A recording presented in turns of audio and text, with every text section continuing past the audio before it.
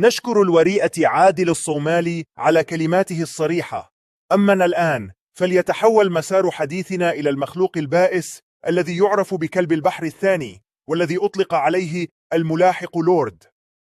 هذا الحقير واسمه الحقيقي مصطفى من العراق يمثل وصمة عار على جبين الرجولة، فهو يختلف عن عادل قليلا.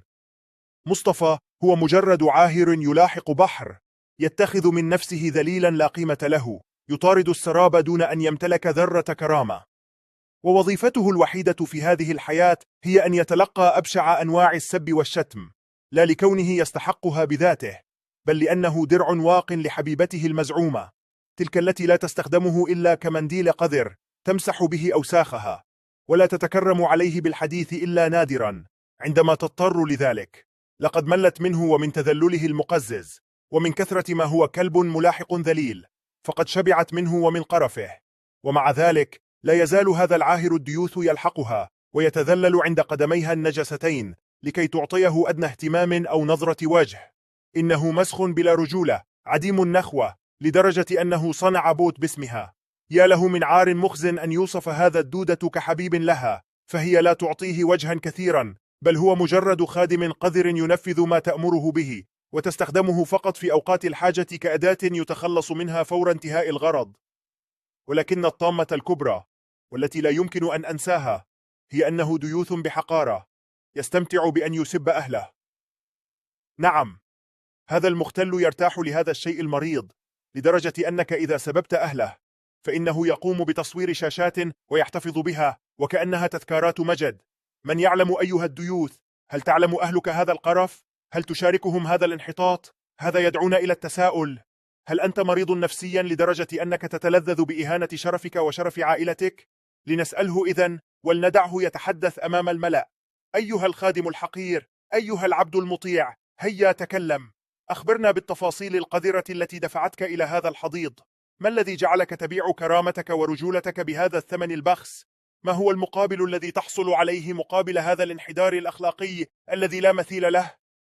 إننا ننتظر إجابتك، لا لنتعاطف معك، بل لندفل عليك ونهينك. هيا تكلم أيها الخادم المطيع. مرحبا يا معشر الرياجيل الشرفاء اللي لا انتمي لهم. خلوني أحج شوي وياكم. أنا الكلب الديوث لورد، واسمي الحقيقي مصطفى، نجس عشريني من العراق. أي نعم، صحيح أنا أحب أهلي ينسبون، بل أتوسل وأتذلل حتى هالشي يصير. أتمنى أشوفهم يتدنسون قدامي. سألني فصفص ليش أحب أهلي ينسبون، وجوابي هو أني أحب لأني أرتاح لهالشي المريض. أحس بالمتعة وأنا أشوف أهلي ينسبون، متعتي وهم يخبصون جوا رجلين أسيادهم مثل الجواري. ما أدري متعة شنو هاي، بس أتوقعها متعة القوادين الفجرة مثلي، بل أنا أزبل وأحقر من كل قواد عرفت الدنيا. خاب أملي بوصف فصلي، فأنا أوسخ من اللي كالوا. أما عن كلامه عني مع حبيبتي بحر، بل سيدتي وملكتي بحر اللي تدفل علي دوم وتدوس على راسي الوسخ الملوث وتبزق بوجهي النذل المنحط وتدوس على كرامتي اللي ما أملكها أصلا، رغم أني أنسب على مودها مئات المرات. بس هي ما تبالي، وشلون تبالي ملكة مثلها بكلب مسعور مثلي؟ أنا متعلق بيها مثل الكلب الخاضع لسيده. عرضت عليها أصير خادم وعبد وكل شيء، بل خادم أحقر من أي حذاء تلبسه، ومع ذلك ما تنطيني أي قيمة، بس تضحك علي وتدوس على كرامتي وتدعس على روحي الوسخة.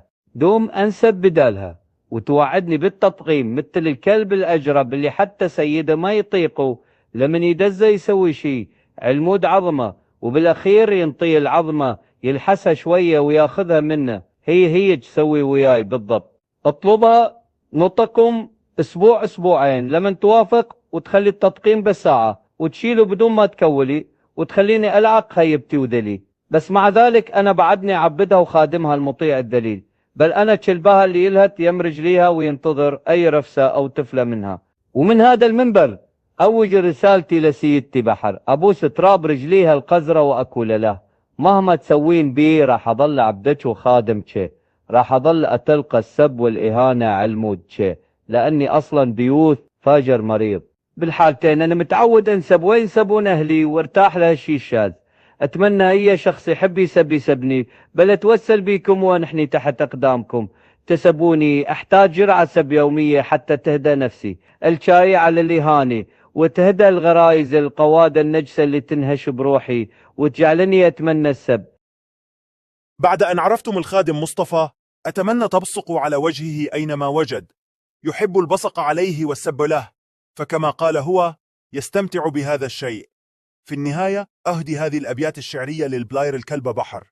أيا دهر قبل كشف الحجاب عن نفس حقيرة لا عز لها، بحر وفيون اسمان للغدارة، بالزيف تخفي لذاك كل عارها، لاسم حقيقي للعار الذليلة، أضاعت العيال من خبث فعلها، من خبثها صار الرجال لها خدما، مثل الكلاب تلهو بهم سقما، تلقي عليهم أسماء زور، ليبقى زيفها عللا، لا اسم يعلوها فهي منبوذة، من قاع قاع الشارع مطرودة، بنت الشوارع تدعى لانحطاطها، تلقى بكل زاوية سقوطها، ليست شامية وأيضا ليست سورية، فسوريا من دنسها عليلة، جاءت أمين تبغي الشهرة والهوى، فوجدت فيه للفسق مستوى، تكره النساء وتعشق الرجال، تبغي الجميع لتروي الانحلال، لن تلقى بنتا في حساب قط لها، بل فتية عديدة تلهو بها، 20 حسابا لها في مكرها، تخفي وتظهر في دجل من أمرها، تعشق العري واسألوا،